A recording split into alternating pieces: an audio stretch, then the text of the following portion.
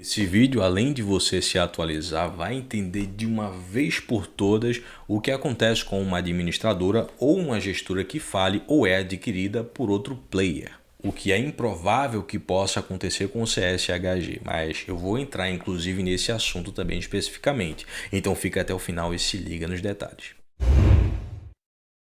Muito se vem falado no mercado de fundos imobiliários sobre a crise, que o Credit Suisse vem enfrentando e o risco das operações da subsidiária brasileira. A Europa inteira, tem sofrido aí bastante com essa crise e a falta de experiência, em lidar com a inflação acabou levando alguns bancos que se alavancam, naturalmente aí, e é um costume inclusive dos bancos europeus, a ter perdas e quedas de receita com isso, entre outros motivos, como o próprio crédito, que é o principal meio de ganho dos bancos. O Credit Suisse é um dos maiores bancos do mundo, e tem ativos em vários países e é muito forte no mercado de investimentos. Mas será que isso, que está acontecendo é verdade mesmo ou é por especulação de mercado? E a resposta é não, A coisa realmente está feia, tá? E não é só o Credit Suisse que está sentindo isso, mas outros bancos europeus também. E tem muito fundo short, inclusive nas ações dos bancos de lá, tá? Porque o inverno já,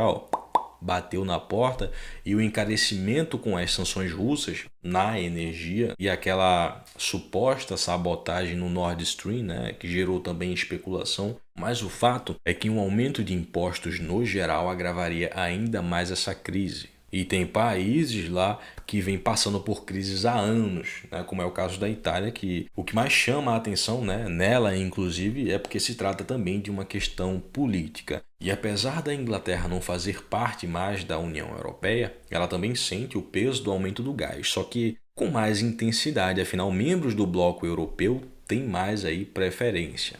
Bloco europeu, que no caso eu estou falando aqui, é a União Europeia. E a Europa, ela não utiliza aí usinas hidrelétricas como nós aqui na América do Sul, que estão aí suave.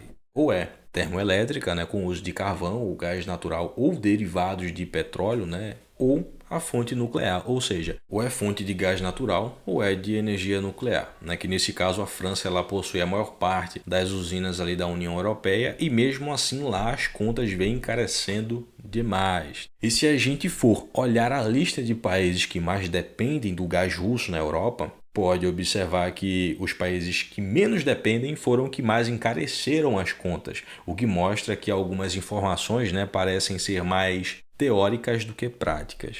Essa observação é importante porque estamos falando de uma instituição financeira que é uma das maiores da Europa, e também do mundo, e que vem passando por dificuldades nos balanços. As ações vêm caindo bastante, inclusive, cerca aí de 60% em um ano. Quem lida com economia, ou conhece pelo menos o básico, ou já ouviu alguém falar, eu inclusive tenho falado bastante isso aqui nessa crise, sabe que a energia é uma das principais causadoras aí de aumento de inflação de preços, porque causa um aumento generalizado na economia, como é uma forma de repasse geral de custos. Uma crise causa perda de renda e retenção de capital por parte da população lá, pessoas que têm mais condições. E os bancos acabam sentindo muito isso, porque os clientes sentem os efeitos no bolso diretamente. E também, sem falar da indústria, empresas líderes europeias, além também de causar muita inadimplência em empreendedores que são menores. Sem contar que o Credit Suisse tem o grosso da receita vindo de fontes de investimento.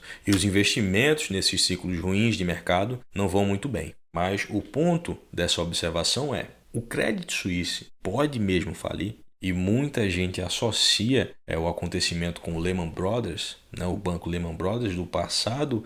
E olha, não é uma comparação muito lógica, porque o Lehman Brothers no seu auge não chegaria nem perto aí do Credit Suisse de agora. Instituições grandes têm aí o privilégio de deter muitos ativos e com isso vendê-los e se tornar mais enxuta. E outra, que dado a importância do banco ao governo europeu, poderia sim fazer ali uma injeção de capital para poder evitar ali problemas generalizados no setor bancário. Mas, no pior dos casos, apesar de eu não acreditar que isso possa acontecer, é importante falar aqui, o Credit Suisse poderia vender a subsidiária brasileira, que detém os serviços de wealth, administração e gestão, dos fundos inclusive, que é o foco desse vídeo. Mas o que não falta é a instituição brasileira que ficaria interessada em comprar, né? São muitos ativos bons ali. Agora, e os fundos imobiliários que estão sendo a maior preocupação nesse momento, né? O que é que será que vai acontecer? E a resposta é: nem as operações e nem os cotistas